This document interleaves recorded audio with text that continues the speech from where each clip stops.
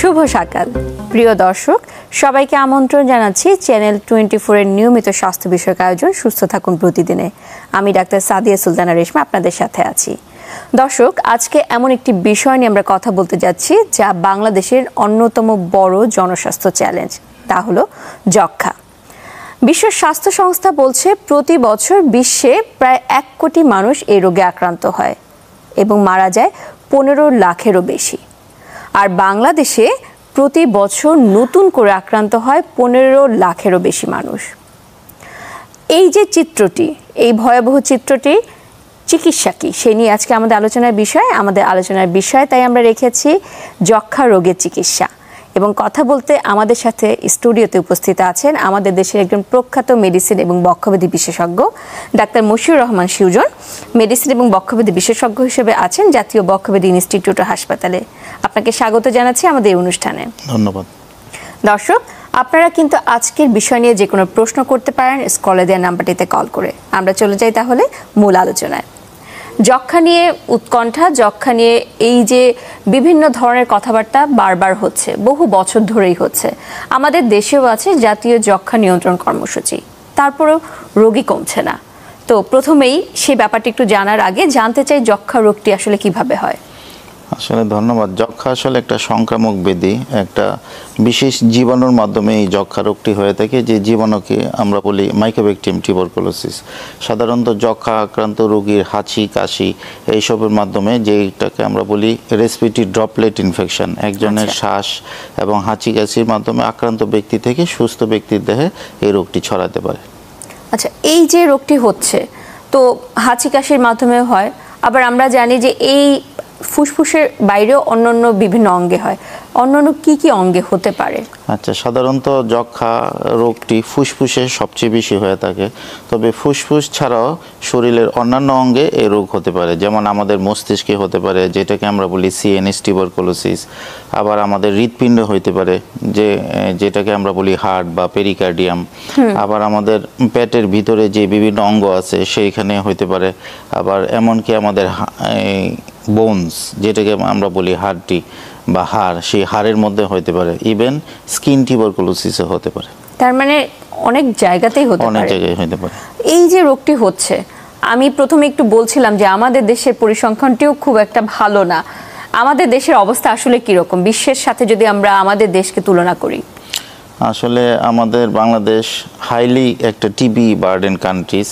আমরা যদি 10টা এই যক্ষ্মা হাইলি টিবি বার্ডেন কান্ট্রির মধ্যে তুলনা করি, আমাদের বর্তমান পজিশন 6। আচ্ছা।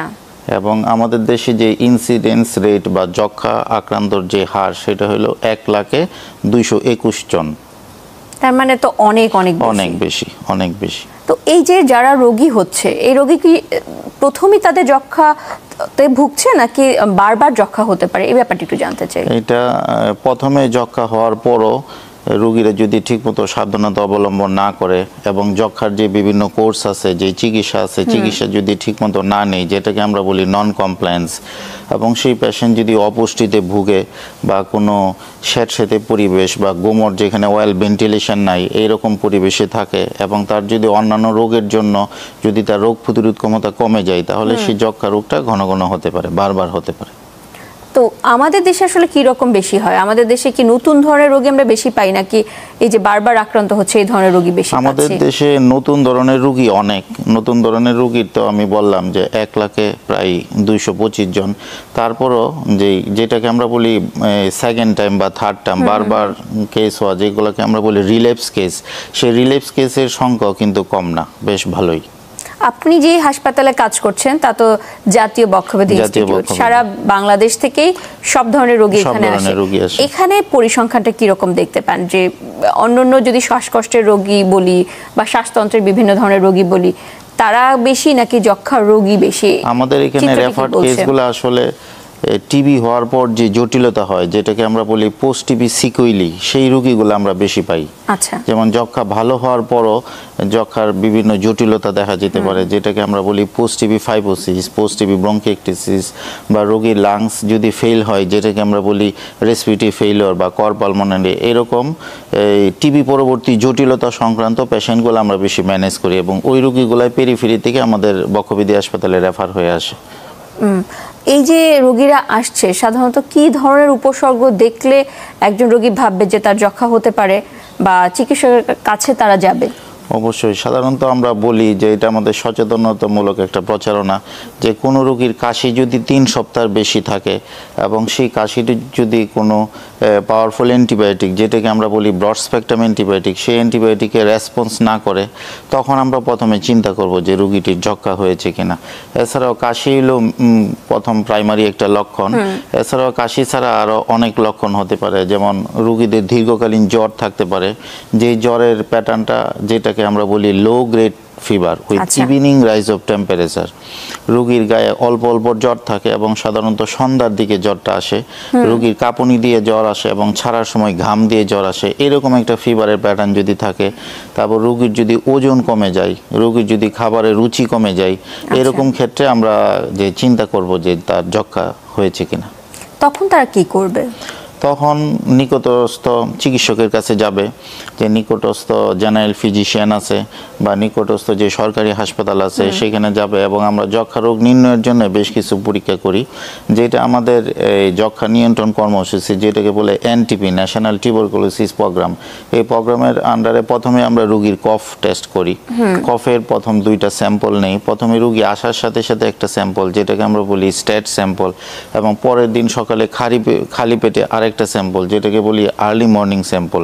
এই 2টা এই স্পুটাম বা কফের পরীক্ষা আমরা প্রথমে করি। এছাড়া আমরা যদি দরকার মনে করি রোগীর বুকের এক্সরে করাই, রক্ত পরীক্ষা করাই, এবং এই এক্সরে এবং কফ টেস্ট বাংলাদেশের প্রত্যেকটা উপজেলা স্বাস্থ্য কমপ্লেক্সে অ্যাভেলেবল। এটা সরকার এই ব্যবস্থা করে দিয়েছে যে এনটিপির আন্ডারে 2টা পরীক্ষা। এবং এটা তো সম্পূর্ণ বোধহয় বিনামূল্যে। কফটা বিনামূল্যে, কিন্তু এক্সরের জন্য মিনিমাম একটা পেমেন্ট লাগে, 70 টাকা বা এরকম একটা পেমেন্ট আছে। তার মানে সেটা খুব একটা বেশি না, একদম মিনিমাম পর্যায়ে একটা পেমেন্ট। তো আমাদের দেশে কিন্তু এই ধরনের রোগীকেও আমরা পেয়েছি বা আমরা দেখি যে আছে যে তাদের কফ আসে না, আবার ওদিক থেকে বাকি যে উপসর্গগুলো আপনি বলছেন, কাশি আছে, ওজন কমে যাচ্ছে, এরকম রোগীকেও আমরা পাই। তো এই ধরনের রোগীদের ক্ষেত্রে কি যক্ষা হওয়ার সম্ভাবনা আছে? অবশ্যই। যক্ষা রোগটাকে আমরা ফুসফুসি যে যক্ষা, এটাকে আমরা পালমোনারি টিউবারকুলোসিস বলি। এটাকে আমরা 2 ভাগে ভাগ করতে পারি। একটা হলো স্মেয়ার পজিটিভ টিউবারকুলোসিস আর একটা smear negative tuberculosis. Smear positive tuberculosis হলো সেই টিবি বা যক্ষা যেটাকে আমরা কফের মধ্যে টিবির জীবাণু আমরা নির্ণয় করতে পারি, সেটাকে আমরা বলি স্মেয়ার পজিটিভ, এবং এটা বেশি ছোঁয়াচে। আরেকটা টিউবারকুলোসিস আমরা বলি স্মেয়ার নেগেটিভ টিউবারকুলোসিস, যে টিবির মধ্যে আমাদের কফের মধ্যে যক্ষার জীবাণু পাওয়া যায় না, ওইটাকে আমরা টিবি বলি, তবে ওইটা একটু অপেক্ষাকৃত কম ছোঁয়াচে। এখন যেই সব ক্ষেত্রে আমরা কফের জীবাণু পাই না, সেই সব ক্ষেত্রে আমরা রোগীর রক্ত পরীক্ষা করি, যেমন কমপ্লিট ব্লাড কাউন্ট নামে একটা পরীক্ষা আছে। এই পরীক্ষায় ইএসআর নামক একটা প্যারামিটার আছে, ইএসআরটা বেড়ে যেতে পারে, রোগীর হিমোগ্লোবিন রক্তের পরিমাণ কমে যেতে পারে। আর বুকের এক্সরে খুবই ইম্পর্টেন্ট একটা ইনভেস্টিগেশন, একটা খুবই ভালো একটা পরীক্ষা। এই বুকের এক্সরে দেখে রেজিস্টার্ড ফিজিশিয়ান যারা, তারা যক্ষা হলে বেশ কিছু চেঞ্জ আসে বুকের এক্সরের মধ্যে, চেঞ্জ দেখে এবং রোগীর এই ক্লিনিক্যাল উপসর্গ দেখে ওই রেজিস্টার্ড ফিজিশিয়ান ডিসিশন নিতে পারে যে যক্ষার ওষুধ দিবে কিনা। সেটাকে আমরা বলি ক্লিনিক্যাল টিউবারকুলোসিস। আচ্ছা আচ্ছা। এটা অবশ্যই ডিসিশন নেবে একজন রেজিস্টার্ড ফিজিশিয়ান, ডক্টর ছাড়া কেউ এই ডিসিশন নিতে পারবে না। হ্যাঁ, কিন্তু আমরা কিন্তু দেখি যে যারা ওই বিভিন্ন ধরনের ঔষধ প্রোভাইডার যারা আছে, যে বিশেষ করে উপজেলা বা প্রান্তিক অঞ্চলে, সেখানে কিন্তু এক্সরে করে তারাই ওষুধ দিয়ে দিচ্ছে। এই ব্যাপারটা কি যুক্তিযুক্ত? এটা অবশ্যই যুক্তিযুক্ত না, এটা অবশ্যই মনিটর করা উচিত, সরকারের মনিটর করা উচিত, এই ব্যাপারে এই ব্যবস্থা নেওয়া উচিত। বিশেষ করে আমরা যক্ষার ওষুধ বিতরণের যে একটা এই সিস্টেম আছে, যেটাকে আমরা বলি dots, directly observe treatment short course, এই ডটসটা যারা প্রোভাইড করে, ডটস প্রোভাইডার, তারাই কিন্তু এই কাজটা পেরিফেরিতে বেশি করে, এবং এই কাজটা অবশ্যই করা যাবে না, এটা ইনভেস্টিগেশন করতে হবে। অবশ্যই যক্ষার ওষুধ একজন রেজিস্টার্ড ফিজিশিয়ান প্রেসক্রাইব করবে, কোনো নন ডক্টর লেভেলে কেউ এটা প্রেসক্রাইব করতে পারবে না। জি অবশ্যই। আমরা ফুসফুসে যক্ষার কথা শুনলাম, তো দেখা যায় যে আপনি যে পরীক্ষাগুলোর কথা বলেছেন এর মাধ্যমে অনেকে ধরা পড়ছে না এবং চিকিৎসক বলছে যে না এখনো এটা যক্ষার সম্ভাবনা উড়িয়ে দিচ্ছে না, এরকম কিন্তু আমরা অনেক ক্ষেত্রেই দেখি। তাদের ক্ষেত্রে কি করণীয়? তাদের ক্ষেত্রে কি অন্য কোনো পরীক্ষার মাধ্যমে আগানো যায় কিনা? অবশ্যই আমরা প্রথমে ফুসফুসের যক্ষার কথাই বলি। ফুসফুসে দেখা যায় একটা রোগীকে আমরা ক্লিনিক্যালি সাসপেক্ট করতেছি সে একটা টিউবারকুলোসিসের পেশেন্ট, সেক্ষেত্রে তার কফ আসতেছে না, শুকনা কফ, সেক্ষেত্রে আমরা বিভিন্ন পরীক্ষার মাধ্যমে যক্ষাটা নির্ণয় করতে পারি। যেমন বিশেষ একটা ক্যামেরা টেস্ট আমাদের ফুসফুসে আমরা করি যেটাকে বলে ব্রঙ্কোস্কোপি। এই ক্যামেরা টেস্টের মাধ্যমে আমরা ফুসফুসের ভিতরে একটা ক্যামেরা ঢুকিয়ে ফুসফুসের যে অংশে ইনফেকশন থাকে বা ঘা থাকে সেখান থেকে আমরা রস নেই, রসটাকে আমরা বলি বল। সেই বলের যদি আমরা যক্ষার পরীক্ষা করি সেক্ষেত্রে এটা যক্ষা নির্ণয়ের সম্ভাবনা অনেক গুণ বেশি থাকে, যেটাকে বলি আমরা হাইলি সেন্সিটিভিটি। তো এই পরীক্ষাগুলো কোথায় করা যায়? এই পরীক্ষাগুলো আসলে টারশিয়ারি লেভেলের হসপিটালে হয়, বিশেষ করে আমাদের বক্ষবিধি হসপিটালে হয়, বা কিছু কিছু মেডিকেল কলেজ হসপিটালে খুব কম, যেমন চিটং মেডিকেল বা Salimullah medical, Dhaka medical, tertiary লেভেলের কয়েকটা হসপিটাল। এটা পেরিফেরিতে আসলে এটা অ্যাভেলেবল না, এবং এটা করার জন্য অবশ্যই বক্ষবিধি বিশেষজ্ঞ কোনো ডাক্তারের শরণাপন্ন হইতে হবে।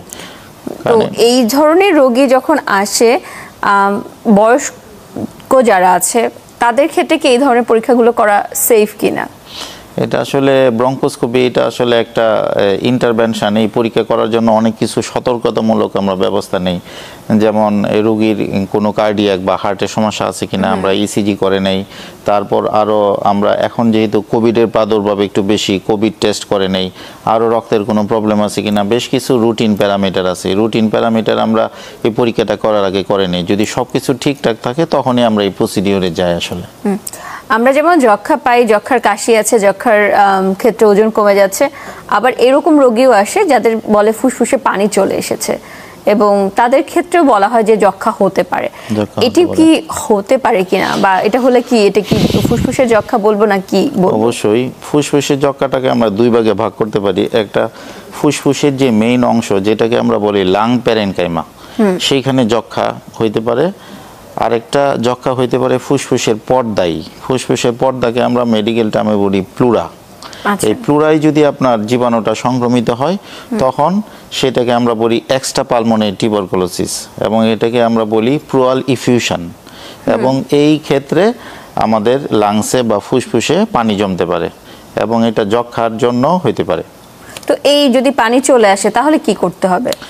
পানি যদি চলে আসে তাহলে আমরা এটা সবচেয়ে ভালো যে টারশিয়ারি লেভেলের কোনো হসপিটাল, মেডিকেল কলেজ বা জাতীয় বক্ষবিধি ইনস্টিটিউট হসপিটালে যোগাযোগ করা।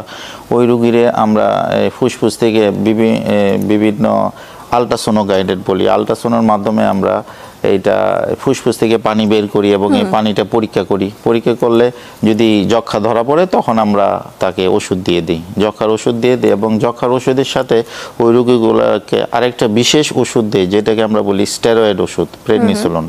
এই প্রেডনিসোলন 2 মাসের একটা কোর্স আছে, প্রেডনিসোলন কোর্স দিয়ে দিই।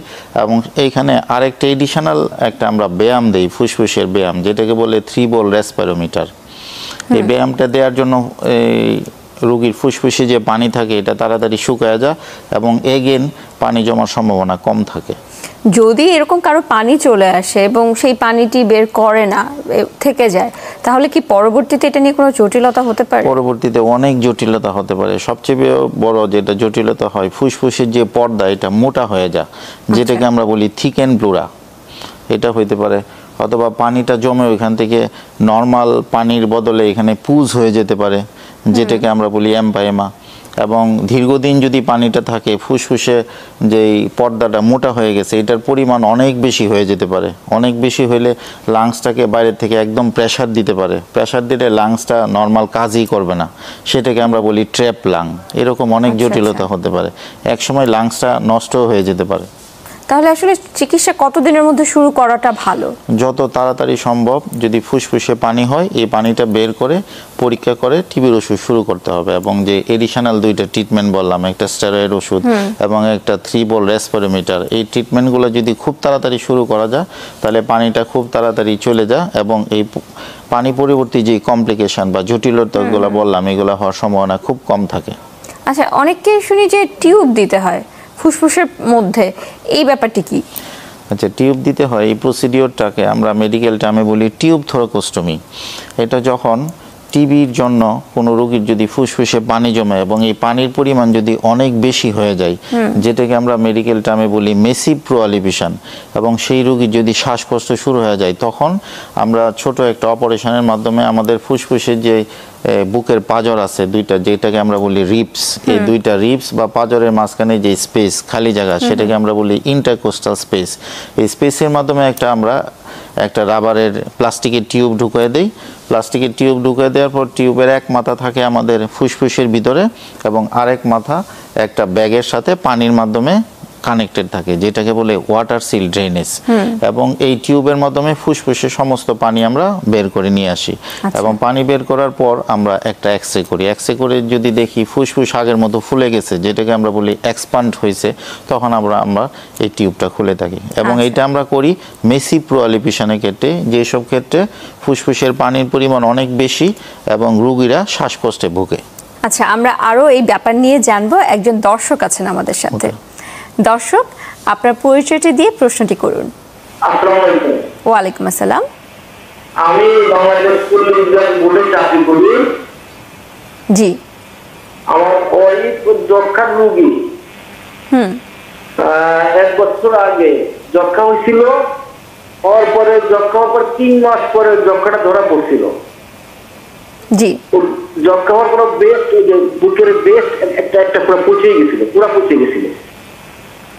যাওয়ার পরে তারপরে 4-5টা ডাক্তার চেঞ্জ করার পরে ধরা পড়ার পরে বেস্টটা এখন পুড়ে গেছে, এখন ভালো হয়ে গেছে আর কি, পচনটা ভালো হয়ে গেছে পুরোপুরি। কিন্তু 8 মাস আপনাদের সরকারি ওষুধ খাইছিল। খাওয়ার পরে যে সময় টেস্ট করার পরে আবার পজিটিভ আসছে, বলছে যে এখনো যক্ষা আছে, আবার ওষুধ খাওয়া লাগবে। পরে আবার টেস্ট দিছে আমার ওয়াইফকে, কফ টেস্ট সরকারি ভাবে। ওইটা আমার ওয়াইফের তো কফ মুখের থেকে আসেই না, টেস্ট আর করাইতে পারি নাই। আচ্ছা, এটা গেল। তারপরে আমার ছেলে টুইন, যমজ 2 ছেলে, 5.5 বছর বয়স। তো ছেলেদের ওই যে হাতের কেনের নিচের থেকে ওই যে সুই দিয়ে কেটে মেডিসিন দিছিল 2 ছেলেকে, তাদের যক্ষা আছে কিনা টেস্ট করার জন্য। জি, এখন কি সমস্যা হচ্ছে? এখন ছেলের একটা হাতের মধ্যে হলুদ দাগ আসছিল, বুঝছেন ম্যাডাম? একটা হাতের মধ্যে হলুদ হালকা গোলাপি কালার আসছিল, আর একটা হাতে কোনো সমস্যা হয় নাই। তো তারা বলছে আমার ছেলের নাকি যক্ষা আছে। আচ্ছা, এটা সরকারি হসপিটাল, সদর হসপিটালে। তো এরপর থেকে আমি আর এখনো কোনো ডাক্তার দেখাই নাই। ভাবতেছি ঢাকাতে যাই কোনো বড় ডাক্তার দেখাবো। আমি এখন নরসিংদী থাকি। এখন কি করতে পারি? ধন্যবাদ, বুঝতে পেরেছি আপনার সমস্যাটি। তার স্ত্রীর যক্ষা হয়েছিল এবং পরবর্তীতে ব্রেস্টে, এবং এখন ওই জায়গায় ঘাটা শুকিয়ে আসছে, কিন্তু তারপরও আবার নতুন করে ওই জায়গায় পরীক্ষা করার পরে তার আবার জীবাণু চলে এসেছে। এবং পাশাপাশি তার 2 বাচ্চা আছে, তার মধ্যে একজনের হয়তো এমটি টেস্ট করেছে, একজনের পজিটিভ, একজনেরটা পজিটিভ হয়নি। এখন কি করণীয়? ওকে, ধন্যবাদ। প্রথম প্রশ্নের উত্তর হলো, ওনার একবার যক্ষার ওষুধ খেয়েছে, যেটাকে আমরা বলি নিউ কেস। এবং নিউ কেসের ক্ষেত্রে আমরা যে চিকিৎসার রেজিমেন্ট দেই বা ট্রিটমেন্ট রেজিমেন্ট দেই, সেটাকে বলে ক্যাটাগরি 1 অ্যান্টিটিবি রেজিমেন্ট। এইটা শেষ হওয়ার পরও যদি সেকেন্ড টাইম টিবি হয়, সেটাকে আমরা বলি যে রিলেপস কেস। এই রিলেপস কেসের ক্ষেত্রে ওনার এখন যে রেজিমেন্ট দিতে হবে, সেটাকে বলে রিট্রিটমেন্ট রেজিমেন্ট। এটা 6 মাসের একটা রেজিমেন্ট। এটার এই প্রথম নিউ কেসের কেস থেকে এই রেজিমেন্টটা একটু আলাদা। ওনার ক্ষেত্রে যেহেতু সেকেন্ড টাইম পজিটিভ হয়েছে, এই জন্য ওনার রিট্রিটমেন্ট রেজিমেন্ট দিতে হবে। এবং এই জন্য আমি বলবো যে কোনো বক্ষবিধি বিশেষজ্ঞর সাথে ওনার যোগাযোগ করার জন্য, এবং সরকারি হাসপাতাল থেকেই এই রিট্রিটমেন্ট রেজিমেন্টে ওনার নিতে পারবে।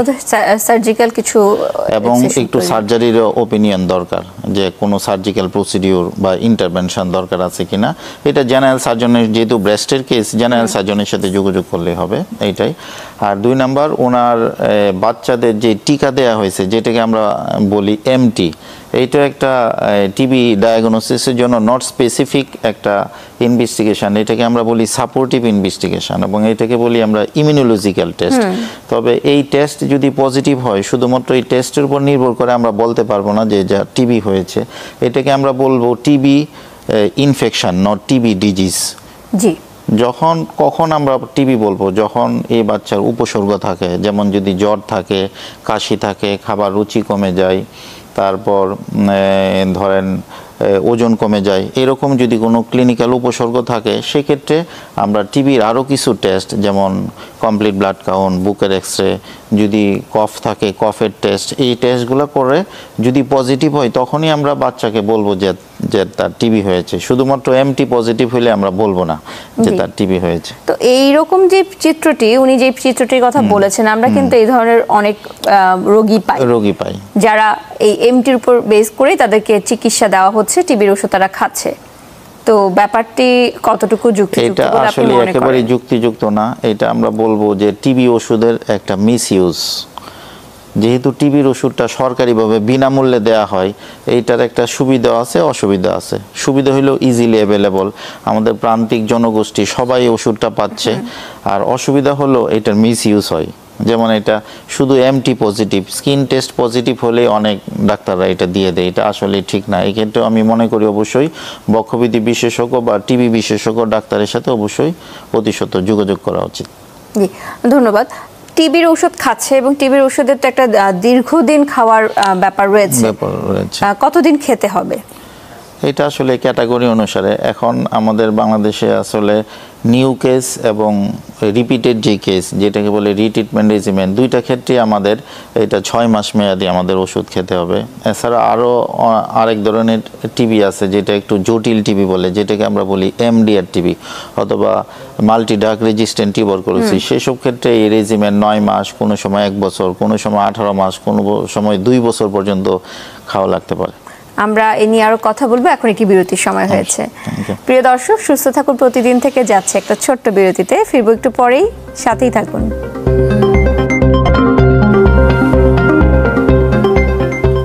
প্রিয় দর্শক, বিরতির পর আবারও স্বাগত জানাচ্ছি সুস্থ থাকুন প্রতিদিনে। আজকে আমরা কথা বলছি যক্ষ্মা রোগের চিকিৎসা, এবং আমাদের সাথে আছেন ডাক্তার মশিউর রহমান সুজন। আমরা যক্ষ্মা রোগের বিভিন্ন ধরনের সমস্যা নিয়ে কথা বলছিলাম। একটি সমস্যা দেখা যায় বাচ্চাদের ক্ষেত্রে, বাচ্চারা কফের পরীক্ষা করতে পারে না, তো তাদের ক্ষেত্রে কি করণীয়? ওকে, ধন্যবাদ। বাচ্চাদের আসলে বেশিরভাগই ড্রাই কফ থাকে, শুকনা কাশি থাকে। সেই ক্ষেত্রে আমাদের সাপোর্টিভ যে ইনভেস্টিগেশন বা পরীক্ষাগুলো দেখতে হবে। যেমন আমাদের ব্লাড টেস্ট করা যায়, কমপ্লিট ব্লাড কাউন্ট, এটা একটা ইনভেস্টিগেশন, এবং বুকের এক্সরে করা যায়। বুকের এক্সরে দেখে আমরা বেশিরভাগ ডিসিশন নেই বাচ্চাদের ক্ষেত্রে।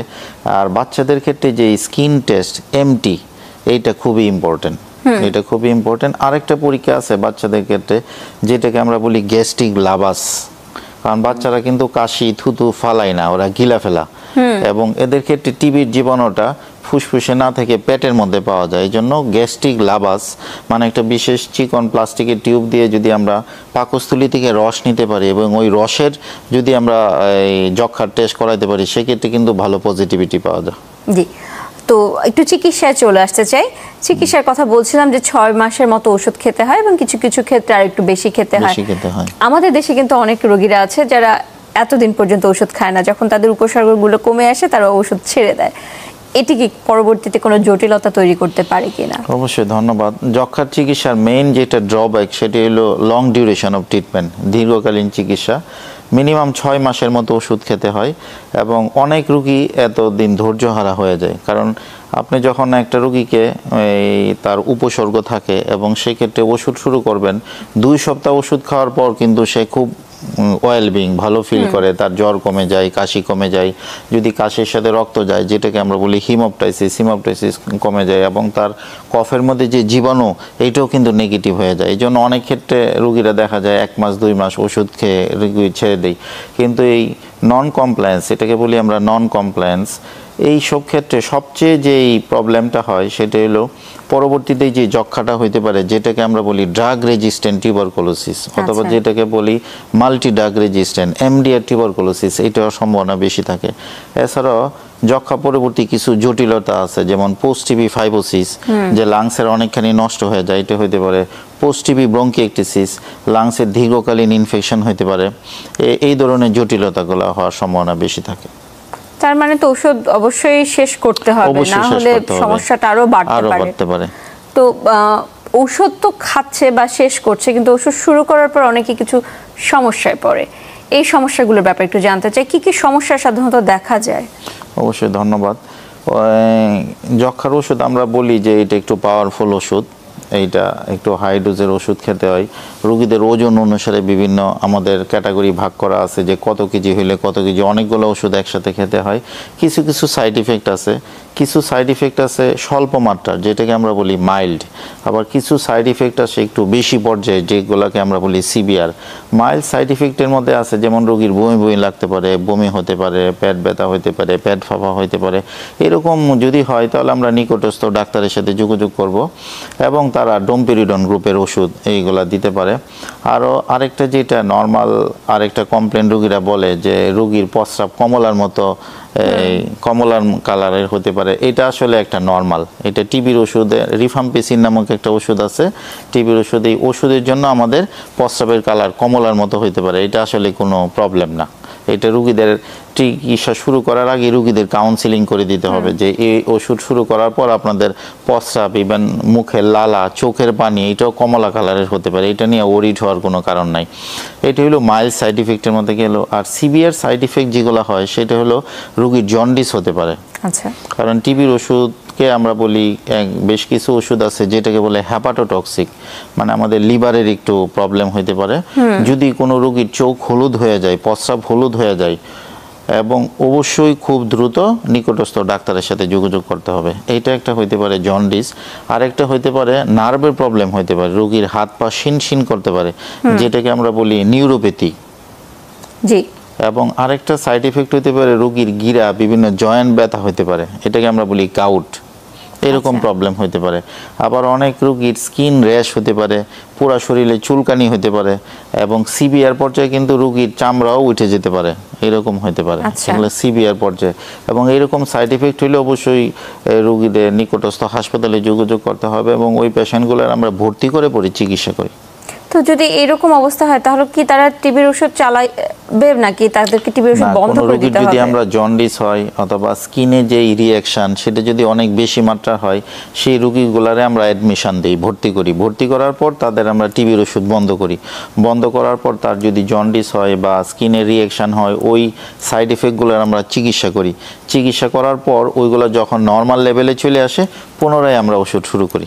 আচ্ছা, তো এই যে যেটি টিবি রোগের মানে ঔষধ চলাকালীন সমস্যাগুলো হচ্ছে, আবার দেখা যায় যে কিছু সমস্যা হচ্ছে ওষুধ শেষ করার পর, যেটি আপনি একটু শুরুতেই বলছিলেন যে ফুসফুস শুকিয়ে যাচ্ছে বা ব্রঙ্কিটিস হচ্ছে, এই ধরনের রোগী কি রকম পাওয়া যায় এবং তাদের ক্ষেত্রে উপসর্গ কি রকম থাকে? আমাদের বক্ষব্যাধি হাসপাতালে এই টিবি পরবর্তী জটিলতা, যেটাকে আমরা বলি পোস্ট টিবি সিকুইলি, এই রোগীগুলো আমরা বেশি পাই, কারণ নিউ কেসগুলো আমাদের কাছে কম আসে এবং এই টিবি পরবর্তী জটিলতা রোগীগুলো আমরা বেশি ভর্তি করি। এবং ওইসব ক্ষেত্রে সবচেয়ে বেশি যে কমপ্লেন নিয়ে আসে এটা কাশি হয় এবং কাশির সাথে কফ আসে, পাকা কফ আসতে পারে, আবার কাশির সাথে রক্ত আসতে পারে। এটা কিন্তু খুবই কমন। হ্যাঁ, টিবির মতোই লাগছে। কাশির সাথে পাকা কফ আসতে পারে, দুর্গন্ধযুক্ত কফ আসতে পারে, এবং কাশির সাথে রক্ত আসতে পারে, এবং রোগীর শ্বাসকষ্ট হতে পারে, রোগীর হাতে পায়ে পানি আসতে পারে, শরীর ফুলে যেতে পারে। তো তাদের ক্ষেত্রে তো যেহেতু এগুলো টিবির মতোই দেখতে বা টিবির মতোই শুনতে লাগছে, তাদের ক্ষেত্রে পার্থক্য কিভাবে করেন যে এটি টিবি না, এটি অন্য রোগ? এটা আসলে প্রথমে আমরা কফটা টেস্ট করে নেই, স্পুটামটা টেস্ট করে নেই। স্পুটামটা সেক্ষেত্রে নেগেটিভ থাকে, স্পুটামের ক্ষেত্রে আপনি জীবাণু পাবেন না। আরও বেশ কিছু আমরা ইনভেস্টিগেশন করি, পরীক্ষা করি, যেমন বুকের এক্সরে করি, বুকের সিটি স্ক্যান করি, তারপর আমরা হার্টের ইসিজি করি, ইকো করি, রক্ত পরীক্ষা করি, প্রস্রাব পরীক্ষা করি। সবগুলা পরীক্ষার মাধ্যমে আমরা এই রোগটা ধরে থাকি। আমরা টিবি নিয়ে অনেক কথা শুনলাম, কথা প্রসঙ্গে শুনতে পাচ্ছিলাম যে যক্ষা, যে ঔষধ প্রতিরোধী যক্ষা রয়েছে, মাল্টি ড্রাগ রেজিস্ট্যান্ট টিবি, এটি হতে পারে এবং এগুলো আমাদের দেশে যথেষ্ট আছে রোগী। তাদের ক্ষেত্রে চিকিৎসা কিভাবে করতে হয়? ওকে, ধন্যবাদ। এই মাল্টি ড্রাগ রেজিস্ট্যান্ট টিবি হওয়ার যেটা সবচেয়ে রিস্ক ফ্যাক্টর, সেটা হলো নন কমপ্লায়েন্স টু টিউবারকুলোসিস। যদি কোনো রোগী টিবির ওষুধ ঠিক মতো না খায়, যেমন 6 মাসের রেজিমেন আছে, সে 3 মাস 4 মাস পরে যদি আপনার টিবির ওষুধটা ছেড়ে দেই, এই সব ক্ষেত্রে কিন্তু তাদের ক্ষেত্রে মাল্টিড্রাগ রেজিস্ট্যান্ট টিউবারকুলোসিস হওয়ার সম্ভাবনা বেশি থাকে। এবং এইটা আমি মনে করি একটা জটিল টিবি, নর্মাল টিবির চেয়ে এটা একটা জটিল টিবি। এবং বিভিন্ন ওষুধ কিন্তু এই টিবির ক্ষেত্রে কাজ করে না, রেজিস্ট্যান্ট। সাধারণত টিবির মেইন যে দুইটা ওষুধ, সবচেয়ে পাওয়ারফুল যেটা ওষুধ আইসোনিয়াজেড এবং রিফাম্পিসিন, এই দুইটা ড্রাগ যখন কাজ না করে তখনই আমরা এটাকে বলি মাল্টিড্রাগ রেজিস্ট্যান্ট টিউবারকুলোসিস। এই টিউবারকুলোসিসের চিকিৎসা আগে কিন্তু বেশ দীর্ঘমেয়াদী ছিল। এটা ছিল প্রায় আপনার 18 মাস থেকে 2 বছর পর্যন্ত। কিন্তু এখন আসলে WHO নতুন কিছু রেজিমেন বাইর করছে, যেমন শর্ট টার্ম রেজিমেন নামে একটা রেজিমেন আছে। এইটার আপনার ট্রিটমেন্ট ডিউরেশন চলে আসছে আপনার 9 মাস থেকে 1 বছর। এবং একটা সুখে মানে একটা ভালো গুড নিউজ যে আরও একটা শর্ট রেজিমেনে এই আপনার এমডিআর টিবির ট্রিটমেন্ট চলে আসছে, যেটাকে আমরা বলি বিপাল বা বিপাল এম রেজিমেন। এই রেজিমেনটা কিন্তু শুধুমাত্র 6 মাসের। আচ্ছা, তার মানে তো আসার কথা। এবং টিবি ওষুধের পরিমাণও কমে আসছে এবং ডিউরেশনটাও কমে আসছে। অনলি 6 মাসে আপনি এখন এমডিআর টিবির চিকিৎসা করতে পারবেন।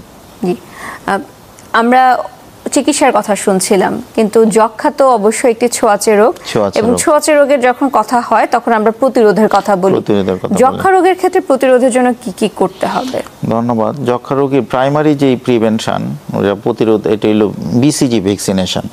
এটা আমরা আমাদের যে ইপিআই শিডিউল আছে, যে 6টা বা যে কয়টা ভ্যাকসিন দেওয়া হয় বাচ্চাদের, এই বাচ্চাদের এই ইপিআই শিডিউলের মধ্যে কিন্তু বিসিজি ভ্যাকসিনেশন আছে। বিসিজি ভ্যাকসিনেশন কিন্তু একটা প্রাইমারি প্রিভেনশন, প্রথমত এটা। আর দ্বিতীয়ত হলো যদি কোনো রোগীর কোমরবিডিটি থাকে, যেমন সবচেয়ে যে একটা রিস্ক ফ্যাক্টর সেটা ডায়াবেটিস। কোনো রোগীর যদি ডায়াবেটিস থাকে তার ডায়াবেটিসটা প্রপার কন্ট্রোল করতে হবে। কোনো রোগীর যদি লাংসের আরও কোনো প্রবলেম থাকে, যেমন তার শ্বাসকষ্ট থাকে, অ্যাজমা থাকতে পারে, সিওপিডি থাকতে পারে, আইএলডি থাকতে পারে, তার অন্যান্য যে শ্বাসকষ্টের সমস্যাগুলো বা ফুসফুসে অন্যান্য সমস্যা আছে, সেই সমস্যাগুলো ঠিকমতো প্রপার ট্রিটমেন্ট করতে হবে, কন্ট্রোলে রাখতে হবে। এবং তার যদি কার্ডিয়াক বা হার্টের প্রবলেম থাকে, এটাও কন্ট্রোলে রাখতে হবে। রোগীদের প্রপার নিউট্রিশনের ব্যবস্থা করতে হবে যেন কোনো কেউ অপুষ্টিতে না ভুগে। এবং বাসস্থানের যে জায়গাটা অয়েল ভেন্টিলেটেড হইতে হবে, গুমোট ওয়েদার যেন না থাকে। অয়েল ভেন্টিলেটেড যদি থাকে, সে যদি প্রপার নিউট্রিশন মেনটেন করে, তার কোমরবিডিটি যদি এগুলো ঠিকমতো কন্ট্রোল করে, সেক্ষেত্রে টিবি হওয়ার সম্ভাবনা অনেক কম থাকে। টিবির ক্ষেত্রে প্রোফাইলেক্সিসের কথা ইদানিং বলা হয়। যদি কেউ রোগী থাকে তো তাদের যারা পরিবারের মানুষজন আছে বা আশেপাশে থাকছে তাদেরকে এই ধরনের ওষুধ নিতে বলে। এটা আসলে কিভাবে নিতে হয়? এটা আসলে ধন্যবাদ। এই টিবি প্রোফাইলেক্সিসটা আসলে বেশি প্র্যাকটিস হয় বাইরের কান্ট্রিগুলোতে, ইউএসএ বা ইউরোপ, এইসব জায়গায় বেশি। তবে আমাদের দেশেও এটা রিসেন্টলি শুরু হয়েছে। আমাদের দেশে মেইনলি আমরা প্রোফাইলেক্সিস এই প্রেসক্রাইব করি যদি কোনো রোগীর ফ্যামিলিতে স্মেয়ার পজিটিভ টিবি থাকে। দ্যাট মিনস ওই রোগীর কফে যদি টিবির জীবাণু পাওয়া যায়, ওই রোগীটা হইলেও বেশি ছোঁয়াচে, অথবা যেটাকে আমরা বলি ইনফেকশাস বা কন্টাজিয়াস। কোনো পরিবারে যদি এমন স্মেয়ার পজিটিভ টিবি রোগী থাকে এবং ওই পরিবারে যদি সাধারণত আপনার 5 বছরের নিচে বাচ্চা থাকে, সেই বাচ্চাগুলারে আমরা সাধারণত টিবি প্রোফাইলেক্সিস দেই। এইটা একটা। আর কোনো রোগীর যদি এইচআইভি এইডস বা এইচআইভি যদি পজিটিভ থাকে, এবং সেক্ষেত্রে যদি আমরা এমটি টেস্ট করি, যেটাকে বলি স্কিন টেস্ট, স্কিন টেস্ট যদি পজিটিভ হয়, সেক্ষেত্রে আমরা তাকে টিবি প্রোফাইলেক্সিস দিতে পারি। আর কোনো কোনো রোগীর রিউমাটিক বিভিন্ন ডিজিজ থাকে, যেমন বাতের বিভিন্ন সমস্যা থাকে, যেমন রিউমাটয়েড আর্থ্রাইটিস, এসিলি বা বিভিন্ন কানেকটিভ টিস্যু ডিজিজ, এরকম যদি রিউমাটোলজিক্যাল কোনো রোগী আমরা পাই এবং তাদের ক্ষেত্রে যদি আমরা এমটি পজিটিভ পাই, সেক্ষেত্রে আমরা সাধারণত টিবি প্রোফাইলেক্সিস দিয়ে থাকি। জি, ধন্যবাদ। একদম কথা বলতে বলতে অনুষ্ঠানের শেষ পর্যায়ে চলে এসেছি। বিদায়ের আগে আমাদের দর্শকের উদ্দেশ্যে আপনার পরামর্শগুলো একটু শুনতে চাই। আসলে দর্শকের উদ্দেশ্যে আমাদের একটাই বলা, যে এখন এই রিসেন্টলি আসলে আরেকটা মনে হচ্ছে আরেকটা পিক শুরু হয়েছে, যে কোভিড-19 ইনফেকশন। এটা তো আসলে 2020 বা 22 এরকম চলে গিয়েছিল, এখন আবার মনে হইতেছে যে কোভিডের কেস বাড়ছে। যে আমি এটা বলি যে কোভিড কারো যদি হয় এবং কোভিড হওয়ার পরও কিন্তু তার দেহের রোগ প্রতিরোধ ক্ষমতা, যেটাকে আমরা বলি ইমিউনিটি কমে যায়, এবং সেক্ষেত্রেও কিন্তু যক্ষ্মা হওয়ার সম্ভাবনা থাকে। এই জন্য আমরা নিজেদের এখন আসলে সামাজিক দূরত্ব বজায় রাখবো যেন আমাদের কোভিড না হয়। কোভিডের যে প্রিভেনশনগুলো আছে, যে সতর্কতা আছে, এটা আমরা মানব এবং আমাদের প্রপার নিউট্রিশন আমরা মেনটেন করব, বাচ্চাদের আমরা ঠিকমতো ভ্যাকসিন দিব এবং আমাদের অয়েল ভেন্টিলেটেড যে বাসস্থান এটা আমরা মেনটেন করব। যদি আমরা এগুলা মেনটেন করতে পারি তাহলে যক্ষ্মা রোগটাকে আমরা অধিকাংশ ক্ষেত্রে প্রতিহত করতে পারি। আপনাকে অসংখ্য ধন্যবাদ আপনার মূল্যবান সময় থেকে আমাদেরকে সময় দেওয়ার জন্য। আপনাকে ধন্যবাদ। দর্শক, আজকে এখানেই বিদায় নিচ্ছি। ভালো থাকুন, সুস্থ থাকুন এবং সচেতন থাকুন।